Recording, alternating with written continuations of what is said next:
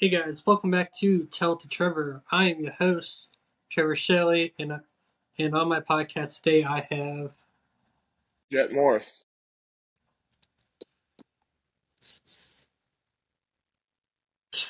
Alright, what sparked your interest in the professional wrestling industry? Uh, Probably like everybody else, watching it since they were little. I mean, I was a huge WWE, WWF fan back in the day.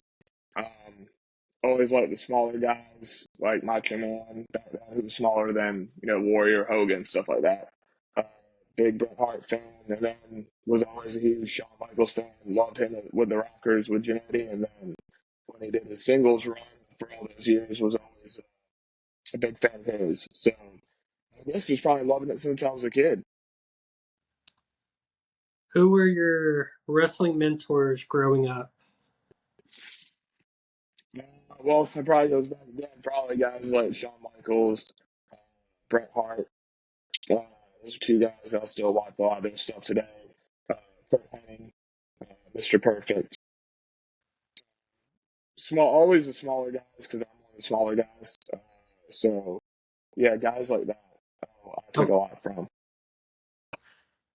how did you get your start in the wrestling world? Uh, well, at the time, the place that I started at was called American Pro Wrestling. Okay. It was in Bowling Springs, South Carolina. The building, the place is still there. It's just now it's EPW. But I always knew it was there. And I went to a show with a couple buddies and asked me if they thought I could do this, like watching some of the matches. And the first couple, I was like, oh, I don't know. I got about the third or fourth match of the night. I was like, you know what? I think I could. If I really wanted to. And they dared me, wanted me to start training. And went and did a couple training sessions and uh, they wanted me to stick around, and I did. And before I was probably 2 months in, and they wanted me to start working matches, and I did. I've been doing it since then. What was it like? What was your first wrestling match like? Uh, what was my first wrestling? Well, it was a tag match, and when I was starting in, I was starting in a tag team, and I was fortunate enough to work uh, two guys that have been working as a tag team for a long time, and they helped me through it. I mean, they basically taught this whole time and made sure that we were calm, and they kept it extremely simple for us. And probably, if it wasn't for them, uh, that first match probably went really bad, and I don't know if I would continue doing it. So, yeah, it was a tag match sometime in April of 2019. Okay. What are your goals for the future in wrestling? Goals for the future wrestling. Just to work, probably a few more promotions that I haven't worked before. I know this year probably wasn't. I did a lot of stuff in like stables, so I wasn't doing a whole lot of singles matches. Doing a lot of 6-man tags. Near the end of the year, I went on a singles run. Um, but probably the goal is to hopefully in the Carolinas next year for 2025 be they want me award nominations. I don't know, Superstar of the Year, Rising Star, Yeah. something like that. Alright, we're gonna start this little break where I played one of my songs for 30 seconds. Go ahead. Um, it is called City of the Shadows.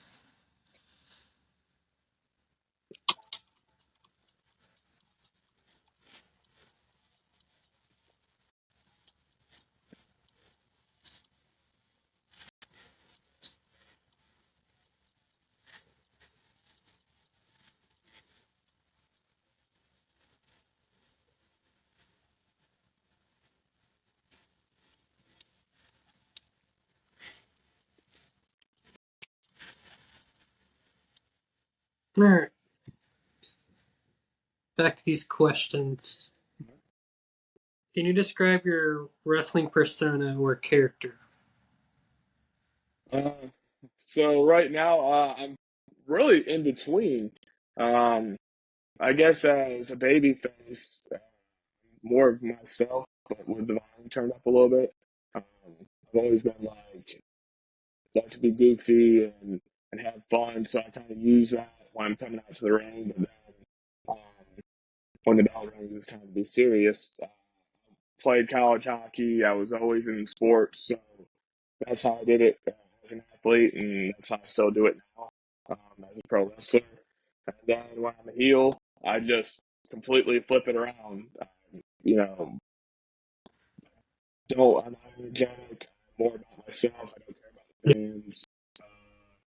And as a heel, some don't like doing it, but as a heel, I love cheating.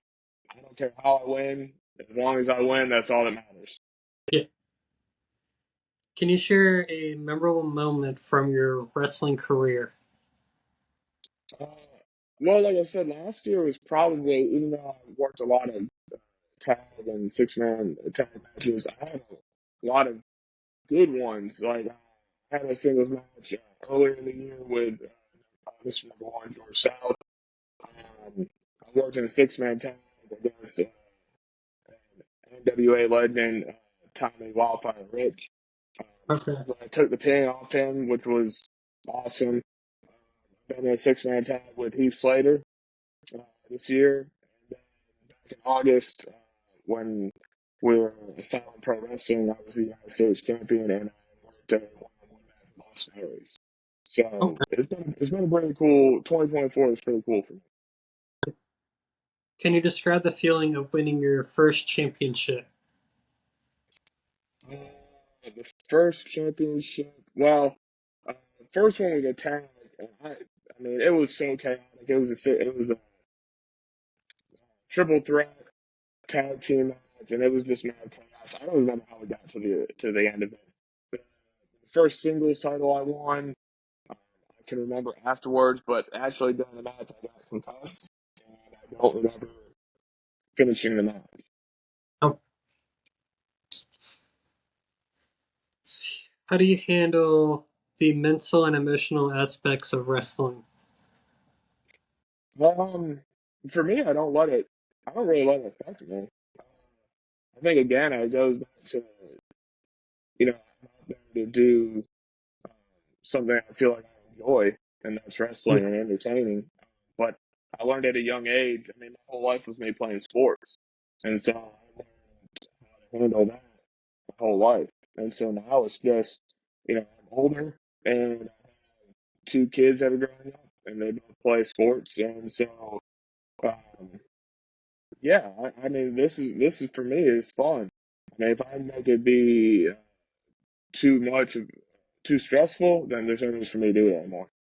Yeah. If you have a tattoo, which one is your favorite? Uh, I have tattoos. Don't know which one is. If I'm gonna say my favorite, I got two. It'll be a tattoo right on my arm right here. And then Okay. underneath it says, "Why do we fall?" Like from the Christian Bale movies. And then on my side, I'm not gonna. I got the number 9 tattooed on my side, and that was my whole life growing up. So once I kind of retired from competitive play, I got it tattooed to my side. Yeah. So this segment I do is called Trev Shock Gets. You have 50 seconds to answer these questions. Okay. They're, in my opinion, pretty easy questions compared to Okay. what I used to run as. Like, for example, I would throw in, what's your favorite Looney Tunes character? And I would have people that did not watch Looney Tunes. Oh, okay. So I'm Okay. like, okay. But then they'll say Tom and Jerry, and I'm like, it's basically the same era as these two. Yeah. Yeah. Yeah. Okay. I got you. All right. First question is, what's your pre-show snack? I don't. I try not to eat too close to wrestling time, but I guess if I do anything, I make sure I drink a water, and I'll probably have an energy drink in that amount of time. So yeah, usually an energy drink, Red Bull or something like that, and water. What is your number one pre-show jams to go to? Uh, gosh, I don't know if I have. It depends how I feel that day. It depends what kind of mood I'm in, but I like to listen to a lot of. Just to make it easy, I listen Well, to a lot of '90s rock. there we go. Let's- who is your favorite wrestler growing up? What's your favorite? Shawn Michaels for sure. Favorite sports team? Oh God, that's a tough one. Um, God, you put me on the spot. Probably New York Yankees. Yankees. Okay. Favorite color? Favorite color? Uh, Greene. Green. Favorite type of music? Let's go back 90s, the 90s stuff. Like that's why I grew up listening to that stuff. 90s rock, 90s R&B, uh, just all the 90s classics. Okay. And that was Trev Shock. So basically, I got that idea from the Stone Cold podcast where he has those popcorn questions. Yeah, yeah, I remember that. And I used to do it at like the very end of the show to wrap it up. And I was like, that really just loses the interest at the end. Right. Yeah, I like that. That's a good one. All right. What are your biggest challenges of being a professional wrestler outside the ring? Staying in shape. Uh, Back in 2020, I got back injury, and no, that's why I'm sorry. 2022, I had back injury. I left for a little while, and then it was really hard for me to work out. And so yeah, I stopped working out as much, and then I kind of got off my diet, and then what they like to call today, I got the dad bod. So I don't wrestle without teeth for as much as I used to. So it's probably the staying in shape. How do you feel about the business side of wrestling and the role promotion and shaping storylines? I mean, it's like the one that I work for the most, EPW, like I said, in Bowling Springs, we're a weekly show. So I always say, like, that's for me, I love doing it because it always makes us be creative. Um, you got to do it in front of a lot of the same people week after week after week. So you got to keep them interested, especially when you try to get the same 40 people in there, plus whatever else show up. You'll get the loyal ones that are there every week and have probably been there for 20, 25 years watching that place. So for me, I love working matches. I know guys love having, championship runs, which is always cool. But I love having storylines. Like, give me a storyline. Let me help out. Let me be creative with it, with the guys that I'm working with, and that's all I can ask for. If you could wrestle any legendary wrestler from the past, who would it be and why? Are we talking like any wrestler ever? Yes. Oh man. Oh God. If I'd be on those levels, but I guess if there'd be anybody, I'd go to Shawn Michaels. I mean, just to be able to get in the ring with him and somebody at that level and learn from them would be awesome. I mean, I got to learn a lot. The nights I was in the ring with guys like George South and Heath Slater and Austin Aries. So um, doing those one-on-one matches, especially with Aries, was great. So I couldn't even imagine doing one with Shawn Michaels. But yeah, if I got to pick, if that was ever a thing or at any point in time, that would have been it. If you could attend any wrestling session with any wrestler, who would it be? Uh, I'm gonna change it up because I keep saying Shawn Michaels, but I guess probably just to see how like things work behind the scenes. I'd probably say someone in like like a in the bigs like Triple H, like just to see what it's like behind the scenes and how they do all that stuff to like get ready for each show and building storylines and building different wrestlers and all that stuff. I think that'd be interesting just to be able to sit back and watch. If you could have a wrestling legend as your mentor, who would you choose? Hmm. I don't know if I keep going back. I guess I'll keep going back to Shawn Michaels probably. Like I said, he was always my favorite, and I guess just being able to learn from anybody, I mean, that caliber to learn and with all the experience, I mean, that'd be just awesome. All right, so I have a 2K universe called the Shockverse. It's where you're on 2K universe on a promotion. Okay. Which title would you go for? The World Tag Mid Card or the Cruiserweight? Uh, Let me go with the mid card Okay, because I'm not the flippy kind of guy, so I don't know if I'd be the best cruiserweight. Um, yeah, and I do all right in the tag, but I guess with me being more of a singles competitor, I would say mid okay. Because the Cruiserweight got introduced last episode because I asked Theo Ryan that has been on WWE, AEW, OVW, and across the card. world, and he was like, the Cruiserweight belt. And I'm like, there's not a belt, but I guess now I have to introduce that kind of belt There because you go. he, Yeah, I he guess wants I it. guess that's not so much my style, but they would not be interested with me as a cruiserweight. Yeah. All right. What's your opinion on the wrestling crossover events with other sports and entertainment industries? I mean, I think it's great. I mean, it gives people opportunity to not just the fans, but wrestlers and all that stuff to to see um, how other people work and see how other fans may react. And you don't have that sometimes where people don't want to do the crossover unless it's Yeah. actually thrown in their face a little bit. And sometimes it has to be the case for everybody to see that it can work and that there is the other side is okay as well. What advice would you give a aspiring wrestler? Uh, let's see.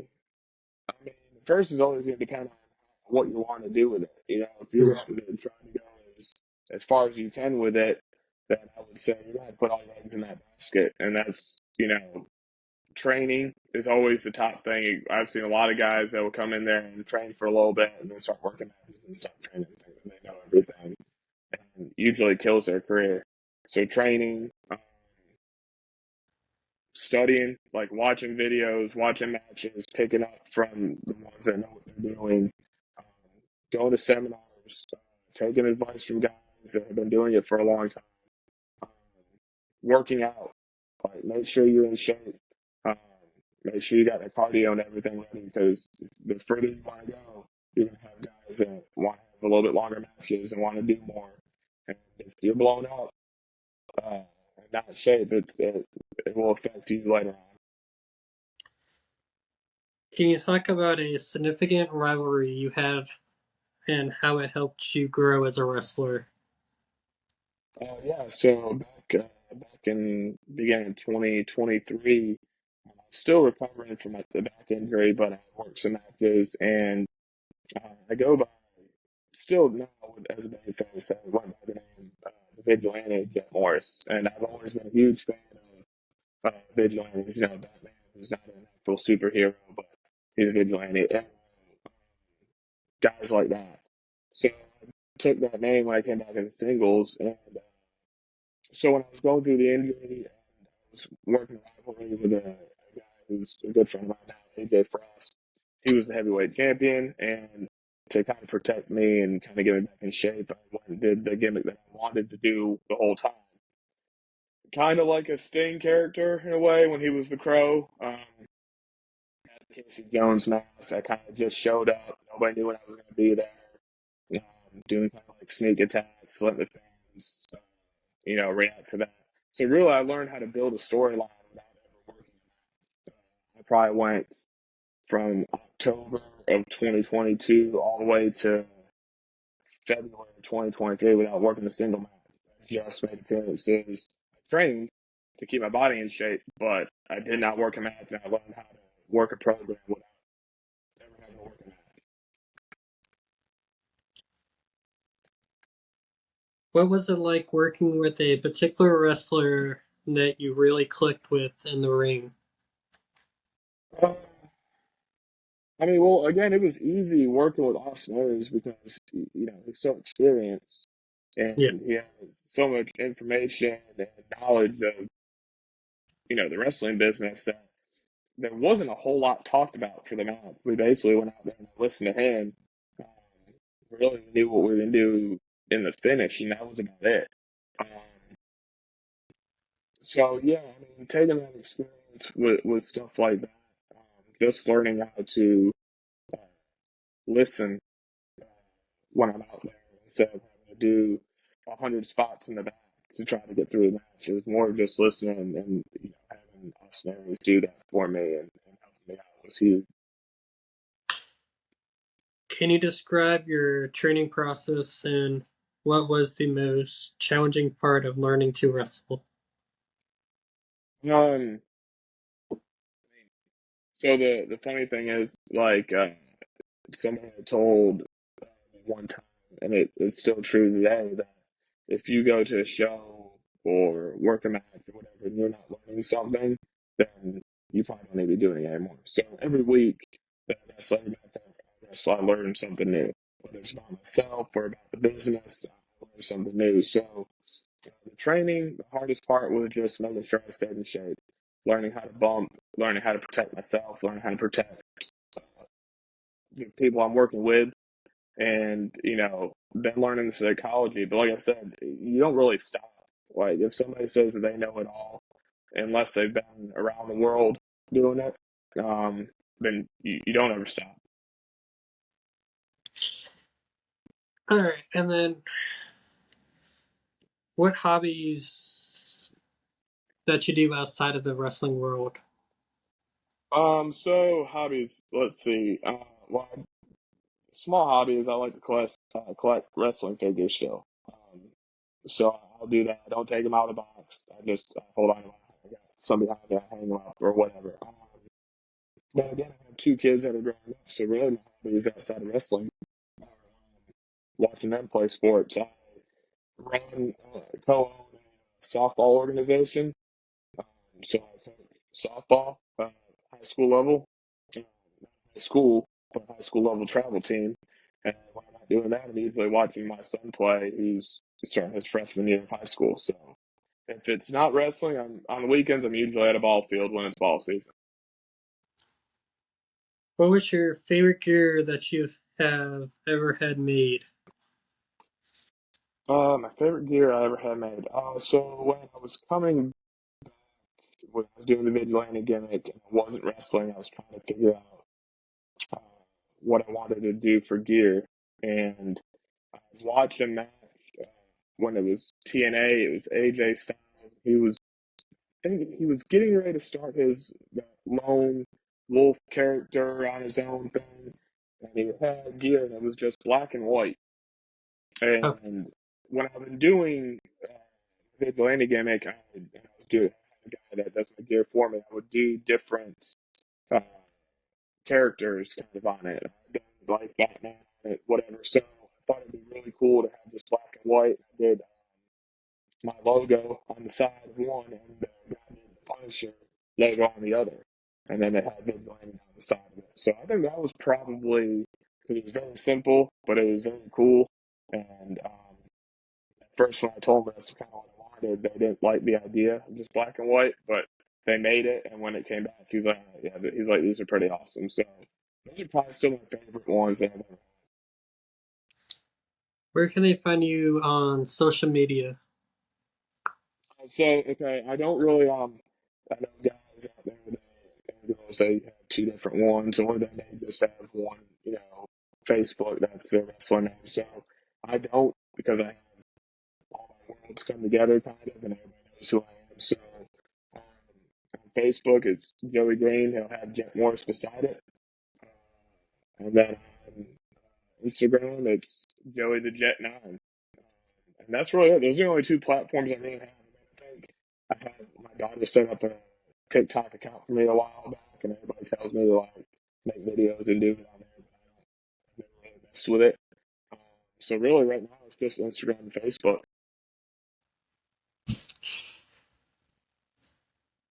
Thank you, Jet, for being on the podcast.